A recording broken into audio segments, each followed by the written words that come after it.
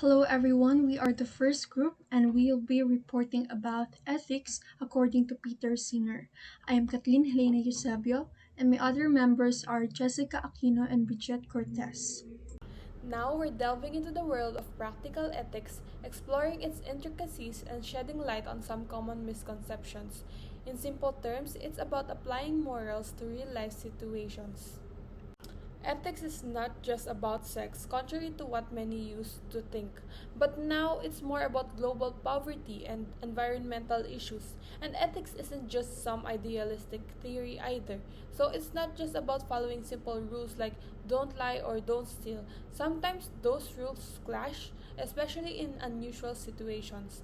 Like it might be wrong to lie, but if it saves lives during wartime, then it is justified. Deontology and consequentialism. These are two main ethical views discussed in the book. Deontology is solely based on moral rules, while on the other hand, consequentialism is based on personal aims and judges the results by how their goal is affected by it. It illustrates that a deontologist is clear on its purpose and system to solve an issue, while consequentialism gives an alternative way as it offers the possibility of considering what is right or wrong that starts with goals and judges actions by what they lead to. The book also shares the idea of classical utilitarian view on ethics, saying that an action that has been made is considered right if it brings contentment or happiness to all the people involved rather than making another decision or an action that can possibly affect people in a negative way. The origin of morals and how it changed over time and generation, arguing that it came naturally from our habitat, was also discussed in the book. Believing in heaven or hell is not a basis of morality, and so is believing in our gut feelings because it might be always not be right when we're asked about current moral issues, but the author argues that instead of believing in our guts, we should think about things and change them to fit the necessity of the present world because as we mature, the world also evolves. The text also talks about how important it is to understand the moral ground that people from different cultures share, while also recognizing the need to keep evaluating and changing things. Religion often plays a significant role in discussions about ethics. However, it's crucial to recognize that ethics isn't solely dependent on religious beliefs. While some argue that ethics derives from what God approves, this notion presents a dilemma. If God's approval defines what's good, it risks become arbitrary. Furthermore, not all religious individuals adhere to the idea of doing good solely for the promise of reward or to avoid punishment. So, if ethics isn't solely derived from religion, where does it come from? Well, it's a blend of evolved instincts and cultural differences. Understanding the origins of ethics allows us to critically examine our moral intuitions and consider the consequences of our actions in today's world. It liberates us from the constraints of rigid dogma and encourages us to adapt our ethical principles to meet the challenges of contemporary society. John Stuart Mill says in the book that nature can mean two things: everything in the universe, including things that people have made, or the world as it is without any human impact. Nothing that people do can be called unnatural in the first sense. In the second sense, calling something unnatural doesn't mean it's bad, because everything that people do has an effect on nature, and many of these effects are good, like curing diseases. The writer says that knowing where morality comes from can help us break free from God and nature's control, since our moral instincts come from ancestors and should be questioned to see if they need to be changed. So next is ethics is not relative to the society in which you live and i-discuss ko to sa following slides. So, sabi ni Peter Singer, the most philosophically challenging view about ethics that I shall deny in this opening chapter is that ethics is relative or subjective. So, si Peter Singer, kilala siyang utilitarian philosopher na against sa idea na ang ethics is solely relative sa society kung saan nakatira yung isang individual. So, he contends na yung ibang ethical principles can be derived from rational examinations and consideration of consequences rather than sa societal and cultural norms lang. And he also advocates for moral universalism. So yung konsepto dito, kapag gumagawa ng desisyon yung isang individual kung ano ba yung actions na gagawin niya, dapat ay kino-consider niya yung pag-maximize ng overall well-being niya or pag-minimize ng suffering niya. And dito sinasabi niya rin na kapag gumagawa ng moral judgments ang isang tao, it should be based on objective criteria rather than subjective cultural beliefs. So, ang tanong ay, is it morally right to have casual sex in a strict Victorian society? So, katulad ng diniscuss ko kanina, si Singer, he would advocate for an ethical evaluation based sa consequences ng mga actions na ginawa. So, sa perspective ng isang utilitarian, yung moral rightness or moral wrongness ng casual sex, nakadepende siya if it promotes overall well-being or it causes harm. So, Singer might argue na kapag um, yung pagiging engaged sa consensual casual sex ay nakakapagdala ng pleasure or fulfillment sa mga parties involved and it doesn't cause harm to others, then it could be considered as something na morally right. Pero if um, it leads sa negative consequences, yung casual sex, um, tulad ng exploitation, then din siya mako-consider na morally wrong. So, yung perspective ni Singer, ine-emphasize niya lang yung kahalagahan ng pag-assess ng actions based sa consequences and sa well-being ng mga individuals na involved kaysa sa pagiging bulag-bulagan sa cultural or societal norms, especially if yung mga norms na yon ay parang nawawalan tayo ng freedom. So, si Engels, against din siya sa idea ng ethical relativism kung saan yung ethical principles ay nakabase lang sa historical, societal, and cultural norms. Sabi niya kapag yung isang individual daw may kinharap yan na challenging ethical decisions, um, most of the time yung pagsunod or paniniwala sa mga societal norms, it doesn't resolve the dilemma. So, dapat daw yung individuals, marunong silang gumawa ng sarili nilang judgments in order to solve those. So, yung perspective na to ni Engels, it suggests that yung ethical decisions, it also involves personal deliberation kaysa yung um, pagsunod lang sa cultural norms. And this challenges the notion of ethical relativism, like you said earlier. So next and last is ethics is not merely a matter of subjective taste or opinion. So may ibang theories within the realm of subjectivism that offers alternative explanations for ethical judgments without encountering the objection of being unable to account for ethical disagreement. So first is emotivism that is proposed by C.L. Stevenson. So this suggests na yung ethical judgments, it express emotional attitudes rather than describing them. So halimbawa, may partner ako, tapos yung partner ko, nag-lie siya about something na super nasaktan ako and sasabihan ko siya na mali ang magsinungaling. Pero I'm not stating a fact about pagsisinungaling. I'm expressing lang yung feelings or attitudes ko towards sa paglalay niya sa akin. So next naman is yung theory of universal prescriptivism that is proposed by Arham here. So dito naman yung ethical judgments, it functions more like prescriptions or commands. So halimbawa may kapatid ako. Tapos yung kapatid ko, nahuli ko siyang kumuha ng pera sa bulsa ko.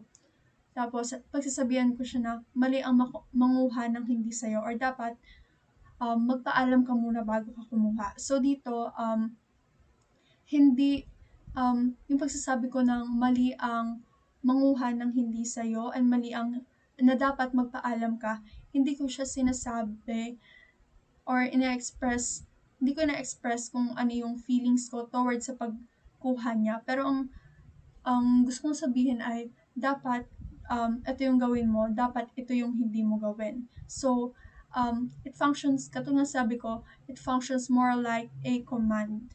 So, last naman is yung view ni J.L. Mackie sa appearance of objective moral standards. So, parang ito yung mga statements na kapag sinabi mo, parang tama talaga siya, parang kapanipaniwala.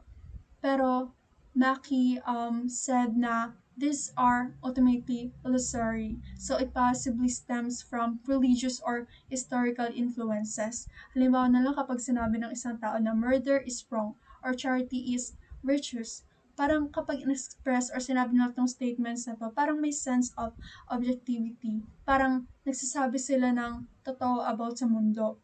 Pero ang sabi ni Mackey, he argued that despite appearance of objectivity sa mga moral judgments na to, walang empirical evidence or naturalistic basis para sa existence ng objective moral properties like wrongness or virtue.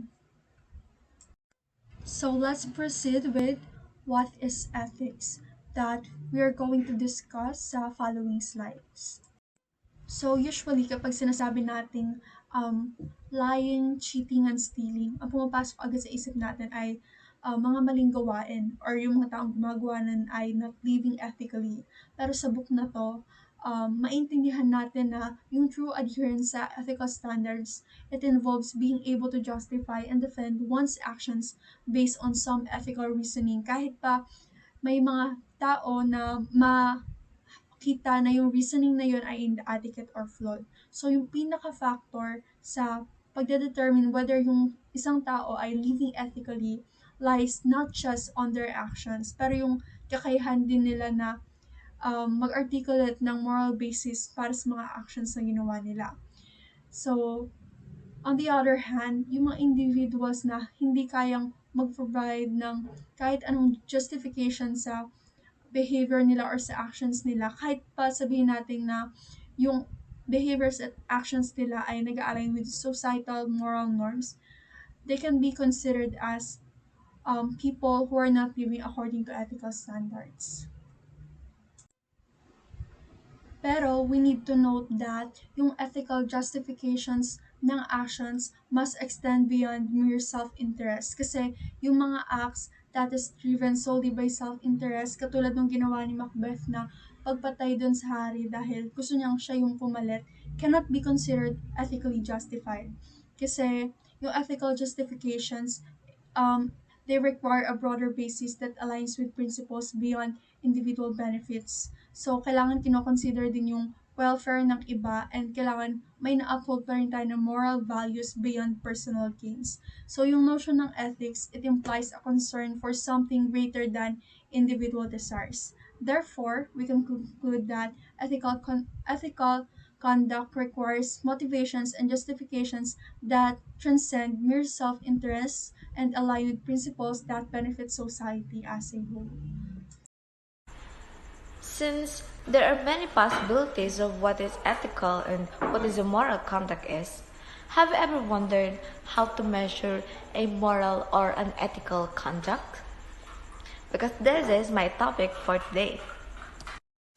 Now that we're talking about morality and ethics, let's start off with something strong, something that was each and every one of you was familiar, which is the golden rule that was attributed to Moses and restated by Jesus, which is in the book of the Leviticus. Let's say that first is go beyond our personal interest, which means that you need to extend kindness and consideration to others, even though it will not benefit you. And the second one is do not do unto others as you have to do unto you, which means only that you need to treat people with kindness because that's the way you want it to be treated, right? Based on philosopher and moralist, the idea of ethical conduct should be universally accepted, like regardless of the cultural norms, the individuality, differences of people, it should be applicable to all human beings to be considered as ethical conduct. So, how do you know if it is an ethical or moral conduct? How do you measure if the action was an ethical or moral conduct? So let's just choose topics to discuss and explanations to discuss. So there are many explanations on this, but I will just discuss a few because of time constraints. So first, let's go to Kant, which is a very famous explanation of Kant's formula, which is also known as categorical imperative. So first, you need to know what maxim is. So basically, what maxim is what is your intention and your motive, that you do in that action. So first is, what is the maxim behind the action? What what is the reason behind the action? Why did you do that action? And next is, what is the effect of the action? If the answer to that is universally acceptable, then you can call it ethical. I'll give an example for this formula. For example, there is a test tomorrow and you studied for it. So what is the maxim behind your action? You wanted to get the good grades. That is why you studied so hard. And what's the effect of this action? You actually get a perfect score, and that is why you get a high uno in your card. And that is that universally acceptable? Yes, basically it is. So that means that it is an ethical and a moral action. Second is, for example, you're an employee in a company and you all have the chances to get promoted, but you cheated. So what is the maxim behind your action? You wanted to get promoted, you wanted to get that position, but what is the effect? You cheated. You stumped on the rights and equal rights of all employees to get promoted. So is that universally acceptable? Basically not. So that means that it is not ethical. And another explanation on how to measure if it is moral or ethical. So here you can see that Hare develops Kant's theory. So in this explanation of Hare, he says that, for example, you did an action, and if all people will do the same judgment that you did, if they are in that certain action, then it is considered as moral or ethical. So other examples, I cannot elaborate it, but I will surely explain it on the notes. Please read it. So these are the Hutcheson, Hume, and Adam Smith, Jeremy Bentham, the utilitarianist, John Vervain of ignorance, Jean-Paul Sartre, and Jürgen Habermas. They have different approaches on utilitarianism, but they acknowledge the universal aspects of ethics, which is amazing. So the last two na i-discuss ko if how do you find out if what you do is a moral or ethical action. First is it is famous, the utilitarianism, which only means that it is the ability to maximize overall happiness or utility for greater number of people. So this it is based on the results. So it is considered ethical if many people was happy about it. So basically it is what it is. If you maximize the overall happiness, then it is ethical. So next is Francis Hutcheson.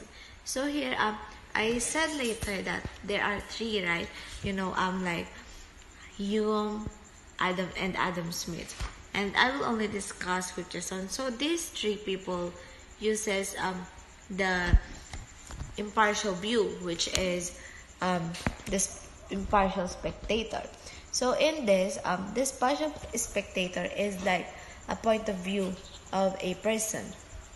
For example, Francis Hutcheson uses a impartial spectator, which is a rational and unbiased one.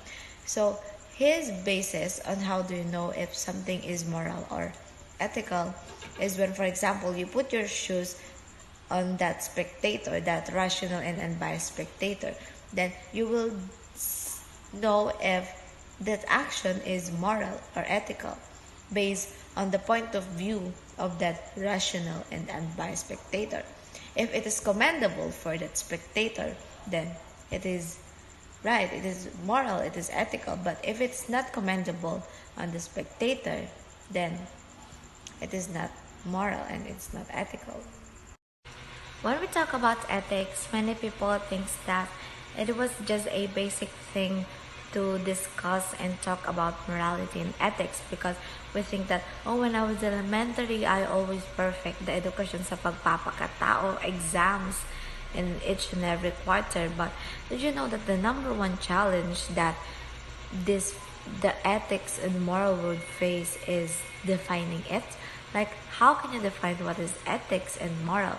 Because it says in the book that when you describe it broadly, you will encounter some aspects that will be different from it. But if you describe it in just some aspects, then it will be biased. And it will not be acceptable, right?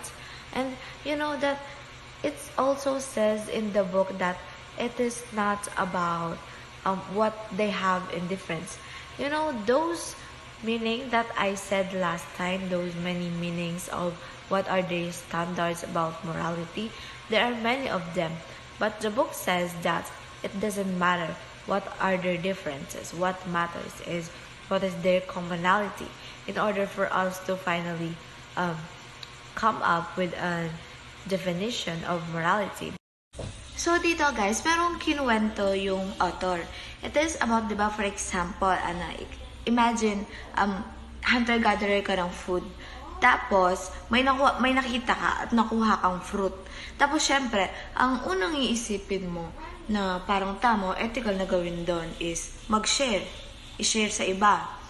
Pero, what if, dahil binibigyan ng share, lagi, yung binibigyan yung tao na yon, di ba lahat makakakita ng food, magagather ng food, mag-hunter ng food.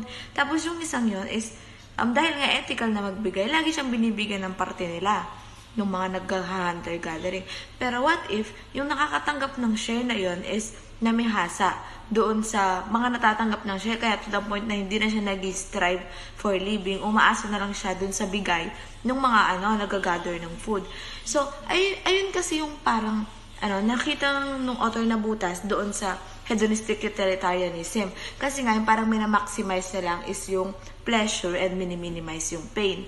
Tapos doon pinasok nung author yung preference utilitarianism na dapat yung parang iniisip, parang in generalize, parang iniisip dapat yung preference nung lahat nung naaapektuhan ng action, dapat parang pantay-pantay lahat. Kasi nga naman, kapag yung mga nag-strive lang, yung nag-work doon, tapos parang binibigyan na lang ng share yon dahil yun yung iniisip na ethical, parang nga ma-maximize yung happiness and pleasure ng lahat, which is yung hedonistic utilitarianism, edi parang unfair nga naman yun. Kaya parang nakita ng author yung parang medyo butas doon. Kaya parang sinuggest niya dito yung preference utilitarianism na mas applicable sa ganong klase ng situation, which is dapat i-generalize at naisipin kung ano ba yung preference ng lahat ng apektado doon sa action. Dito, sinabi rin ng author kung paano natin na-justify kung ethical nga ba yung ginagawa natin. So, coming up then from the story of the food gathering, may tatlong point of view na pwede kang i-consider doon. Yung una, yung sinabi niya is, parang mas prefer mo daw na you have the right kung ano yung nakita mo.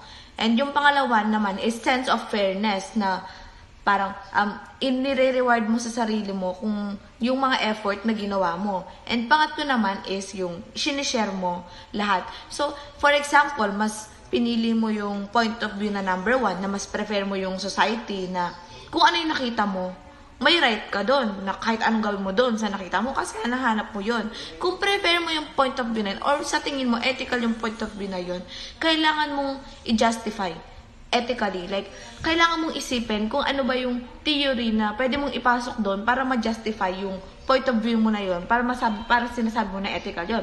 For example, sa pagkakaintindi ko dito sa number 1, mas pasok dito yung theory ni Francis Hutcheson. Kasi nga, yung sa theory ni Francis Hutcheson, yung impartial spectator niya dito is just, right, and unbiased. Parang righteous, ganon. So, dito parang sa theory ni Francis Hutcheson, pasok to kasi you have the right. Kasi nga kapag parang righteous, just, rational yung impartial spectator mo, talagang mag-a-agree siya dito na dapat kung ano yung nakita mo, may karapatan ka doon, may rights ka doon.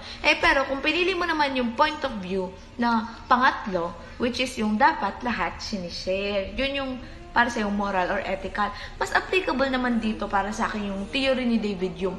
Kasi si David Hume, yung impartial spectator niya is parang meron siyang kabaitan, kindness, ganun.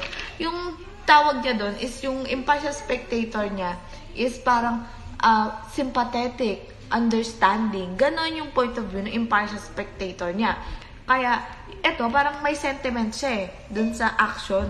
Kung i-approve niya ba yun, may halong sentimental, sympathetic, and understanding. Kaya, ma-argue mo to gamit yung kay David Hume naman. Kasi nga, more on sympathetic and understanding yung impartial point of view niya. And lastly, is itong mga nabanggit ng writer sa last part, which is yung hedonistic utilitarianism and preference utilitarianism. So, yung hedonistic utilitarianism is based sa pag-maximize ng pleasure and minimize yung pain. Yun yung criteria o basihan ng moral actions. So, sa preference utilitarianism naman, hindi siya nakafocus lang dun sa preference, hindi na siya nakafocus dun sa pleasure and minimizing pain, kundi nag-focus din siya doon sa preference ng kung sino ba yung affected nung action na yon.